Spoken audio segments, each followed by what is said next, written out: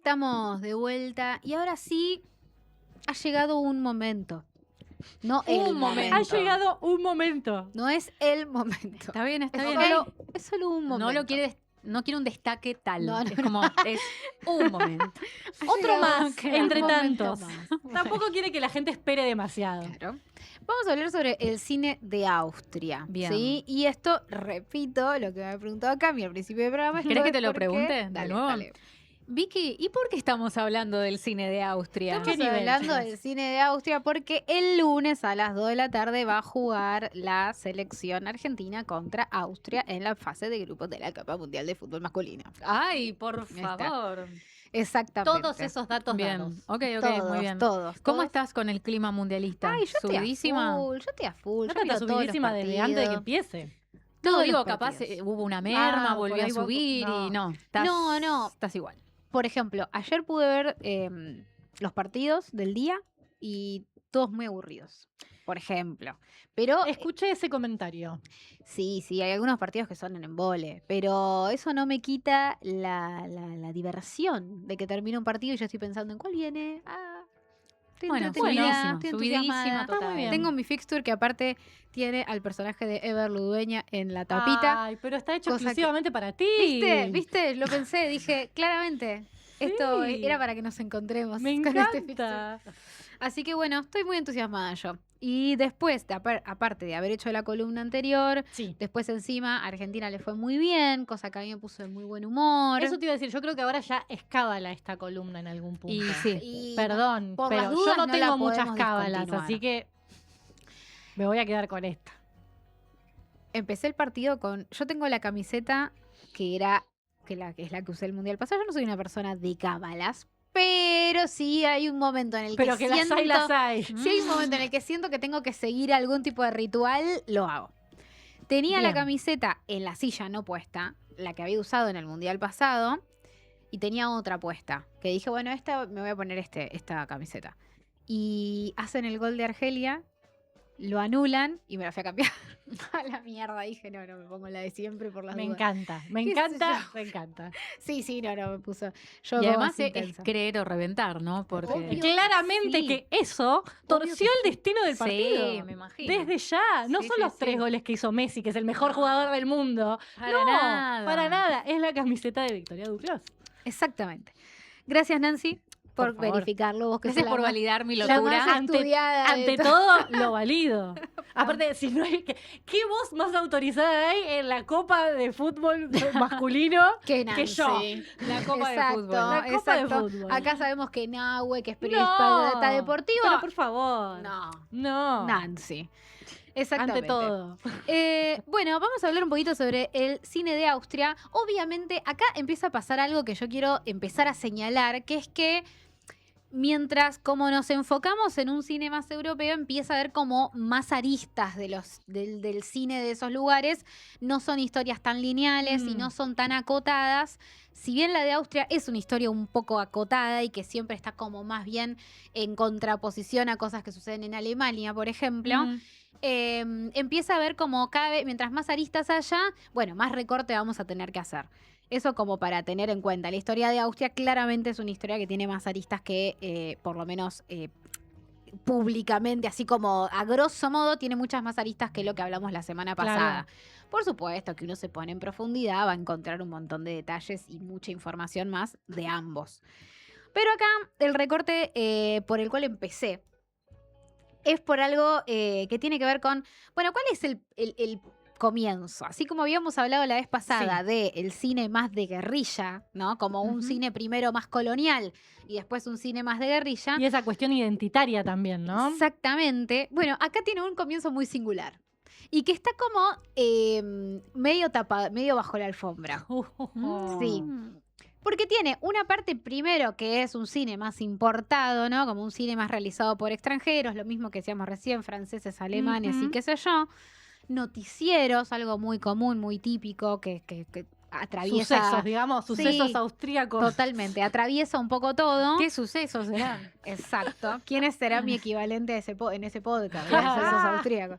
Pero hay un detalle más, que es, si tenemos que hablar de la primera producción en cantidad de algún tipo de audiovisual, en este caso cortometrajes dentro del cine mudo, estamos hablando de cortometrajes eróticos, loco. Mira, Sí. Si hay algo que no me esperaba en mi imagen mental de un No, austríaco, era que arranque por la chanchada. Arrancaron por la chanchada. Fantástico. Y arrancaron fuerte aparte, porque hay un nombre muy importante en esta primera parte que tiene que ver con estos cortometrajes eróticos, que es Johann Schwarzer, que era un fotógrafo y químico que en 1906, o sea, fíjense cuánto temprano dentro de la historia del cine, fundó Saturn Film, que fue la primera compañía cinematográfica de Austria. O sea, es súper relevante porque además, justamente como figura, digamos, como la primera compañía cinematográfica, porque en algún punto se promocionaba de manera pública, hacía anuncios en revistas especializadas de Claro, cine. no estaba tan tapado en ese No momento. está tapada, metía al final de cada uno de sus cortos eróticos su sello. Claro, o sea, súper Ok. a la Blanqueadísimo. vista, blanqueado Blanqueadísimo. y orgullosos de lo que producían. Exactamente. Quiero Diga. aprovechar para usar una de mis frases favoritas de una de mis series favoritas, que es The Good Place, que Sí. es ¿por qué los humanos cada cosa que inventan la usan para el porno? Ah, Y estoy totalmente de acuerdo con sí, sí. ella. Bueno, él hacía fotos, justamente como fotógrafo y químico, hacía fotos eróticas y claro, lo que aparece con la posibilidad de la imagen en movimiento es el esquema del cine mudo. Es el eureka, aparte. Foto fija, tipo no hay movimiento de cámara, no hay cortes de plano, no hay nada, simplemente hay un plano y gente desnuda adelante. Claro. No había sexo adelante, sino Ok. gente desnuda. Por eso, erotismo, claro. Exactamente. Sí. Mujeres desnudas Sí. y las temáticas son, ahí sí entramos como en un terreno que es como, no sé, tipo... Ay, qué miedo. sí, no, esclavas en el que las están vendiendo, ¿no? Como digo, pero están desnudas. O sea, como las temáticas van muy con la época. Claro, todo se pone Todo más turbio a medida que uno Bueno, profundiza. Empieza a profundizar, exactamente. Esta compañía tuvo 5 años de existencia, se hicieron 52 cortometrajes de un máximo de 10 minutos, de los que solo sobrevivieron 26 porque en 1911 la policía local confiscó y destruyó parte del catálogo justamente. Y esto obvio responde a lo que producían, ¿no? Digo, una compañía pública que hace un montón de cortometrajes eróticos, bueno, llega un momento que es, bueno, buenas costumbres, no. Chac, listo. Ok. Así Muerta. quedó la compañía. Así, va. Johann Schwarzer tuvo, a partir de ahí entramos como a un periodo que empieza como con mucha turbidez, que es lo que tiene que ver con la Primera Guerra Mundial. El pasaje que vamos a hacer entre la picaresca de los cortometrajes mudos eróticos de Austria a la Primera Guerra Mundial es porque Johann Schwarzer se enlistó como teniente de reserva durante la Primera Guerra Mundial y murió en combate.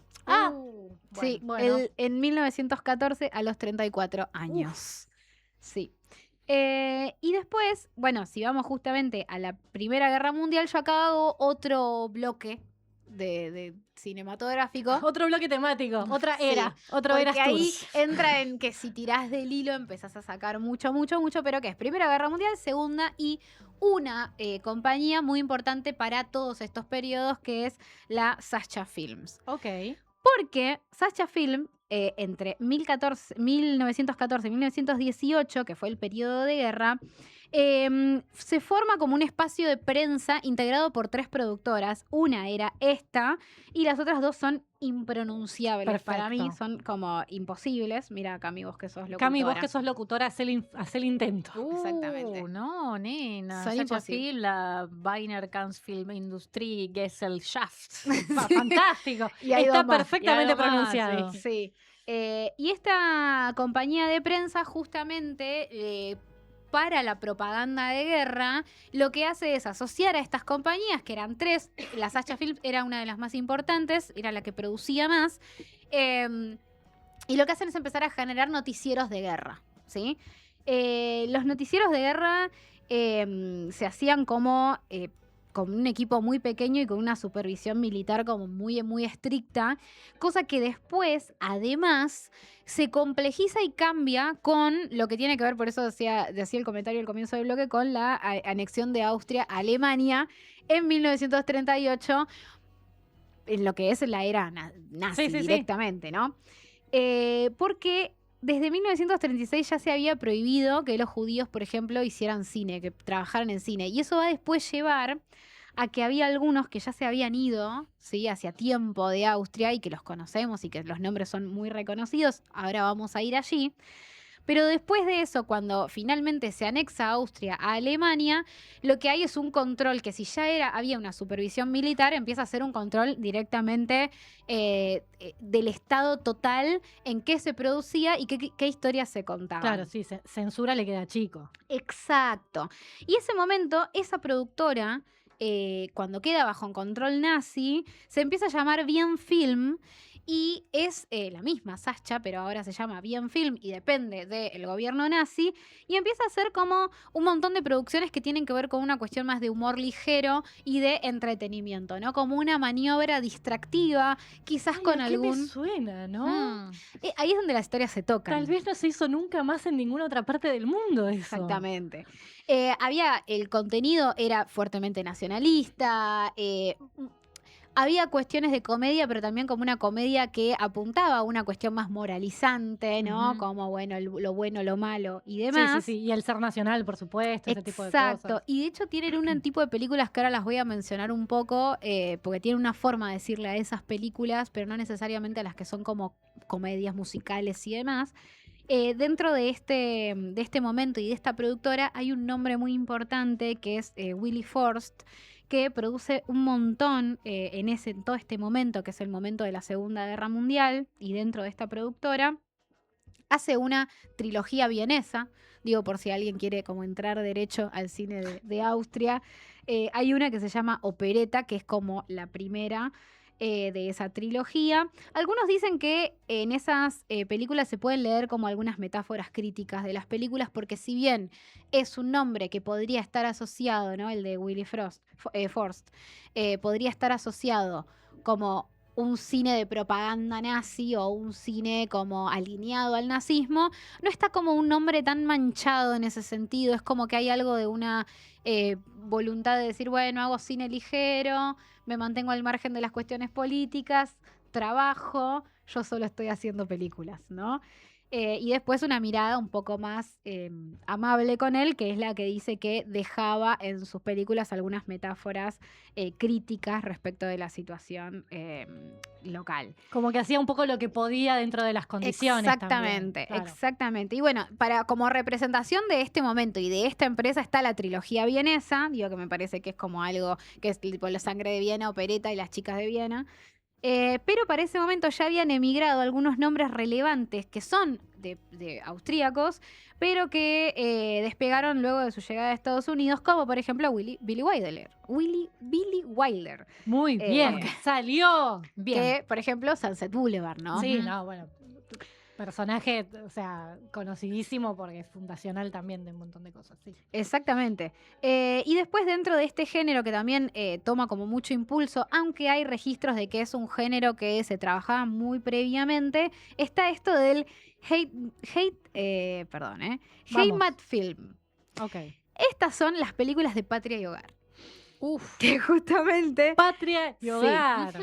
Hay como una Dios, cosa... patria y familia. Exacto. Bueno, hay algo de eso porque justamente dentro del periodo de la Segunda Guerra Mundial lo que sucede es esta cosa como de la comedia musical, la comedia, lo ligero, lo nacionalista y demás, pero posguerra mundial lo que sucede es que hay como una cuestión muy devastadora de la moral, de los espacios, de los paisajes y demás. Entonces estas películas empiezan a tener como una escalada, si bien siempre estuvieron ahí formando parte de estas películas que buscan un poco el ser nacional y la identidad.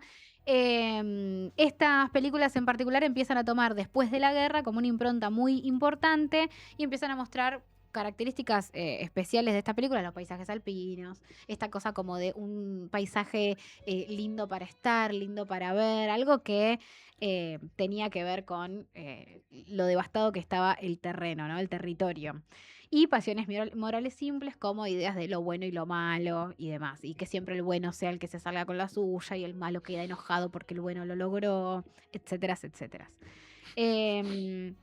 Todo siempre tan blanco y negro se vuelve Sí, no en ese hay- tipo de approach, ¿no? Como Exacto. esa necesidad de que sea tan esquemático, ¿no? Sí, y que esto, ¿no? Como hay una cosa que también mencionan un poco de una vuelta después de la Segunda Guerra Mundial a algunas ideas más del Imperio Austrohúngaro que tenían que ver como con un momento de riqueza, ¿no? Como un momento, imaginar un pasado más glorioso. Claro, una Austria de bien. Exacto. Entonces vos tenés el paisaje alpino idílico y además algo de la riqueza del imperio, ¿no? Como que termina como en ese estado post Segunda Guerra Mundial. Que entiendo también una gran necesidad de fingir demencia y de decir, bueno, siga, la realidad es demasiado dura. Exacto. ¿No? Y esto de los paisajes, como bueno, no vamos a filmar los lugares devastados por el hombre. Claro. Vayamos a los todo lo que arbolitos. rompimos, no. Claro. Mirá qué linda la montaña. Claro. Totalmente.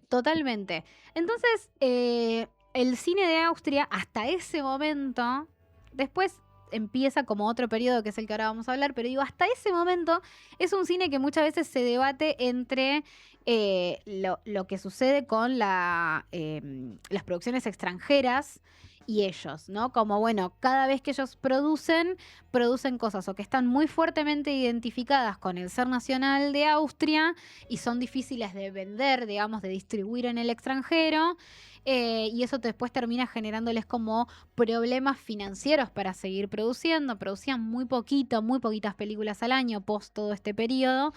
Y además, bueno, tenían como un costo muy alto que les costaba muchísimo competir con, por ejemplo, Alemania.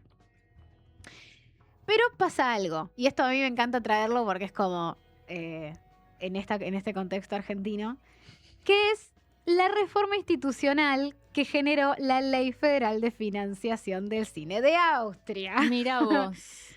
No está dentro de las cosas de la escuela austríaca de economía, porque si no, capaz lo podrían llegar a leer. No, me sé, parece que digo. ahí no debe estar, no se deben Pucha, haber justo no. enterado. Pucha. Esto es en 1980 y justamente lo que propone como cambio justamente de método para poder producir más es un esquema de subvenciones.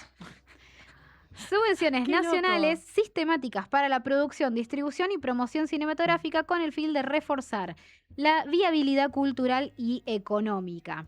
Esta legislación supuso un cambio en la ayuda fragmentada y específica para proyectos a un apoyo federal estructurado, administrado a través de organismos como el Instituto de Cine de Austria. Claro, sistematizar y esas demás. ayudas también, ¿no? Exactamente, que no dependan de lo que nosotros hoy le llamamos como coproducciones específicas en donde podían aliarse a otro país para poder producir o importar películas. Y de manera muy independiente por ahí según cada Exactamente. producción. Y que además esto, ¿no? Como que las compañías hacían un determinado tipo de cine según el momento que las estaba surgiendo, devastados por la guerra además, Claro. porque más allá de las producciones que tenían que ver con una respuesta a lo que había sucedido, también hay una cuestión económica ineludible, que es que la guerra devasta todo. Claro. Exactamente. Entonces, necesitan como de este momento para empezar a reforzar el financiamiento. Y adivina quién florece luego, ¿no? Después de este esquema de financiamiento. ¿Quién, Vicky? Todo el cine de Austria. No, bueno, pero lo cierto es que sí empiezan a producir más y a partir de ese momento empiezan a haber algunas cosas que a nosotros sí nos llaman más la atención. Por ejemplo, más cercanos en el tiempo tenemos a un representante, y yo lo traje como el tercer eje de esta columna, que es Michael Haneke. ¿Sí? Que Haneke es un nombre muy, muy, muy conocido para lo que es el cine y que empieza a generar, hay momentos de forma interna que se hablan como, bueno, el nuevo cine austríaco o la nueva ola y demás. Es un poco confuso para mí terminar de comprender quiénes pertenecen a cuáles de estas, porque me parece, por mi interpretación, que hay como una lectura interna y otra lectura más europea, ¿no? Como que a Haneke lo meten en un nuevo cine austríaco, pero en algún punto está más representando un nuevo cine europeo, ¿no? Un cine de autor europeo de un periodo específico que es mucho más amplio que Austria en sí mismo. Claro. Entonces, así llegamos a Haneke, que es un director que lo que trae es una corriente más áspera, muy pesimista, muy cínica de su mirada del mundo. Y acá se pueden mencionar algunas películas, bueno, está La profesora de piano y demás, está también Funny Games, que es una película áspera por todos lados, por donde se la mire. Y justamente un poco acá me quedé en algo, que es que esa forma de mirar el mundo y de mirar las cosas es un poco identitaria de Austria, de pronto. De pronto parece que los directores jóvenes que están como alrededor de Haneke y posteriormente, y inclusive mucho más cerca en el tiempo, hasta hay un periodo más pensado, comprendido hasta el 2020, parece que tienen una cosita así de un tufillo a vamos a hablar de las cosas que no nos gustan del mundo y de la cosa más pesimista alrededor del mundo. Y para esto me traje unos testimonios de una nota de Dennis Lim, que es un curador de cine y escritor que vive en Nueva York, que actualmente es el director artístico del Festival de Cine de Nueva York y que publicaba en New York Times y qué sé yo. De hecho, esta nota es del New York Times.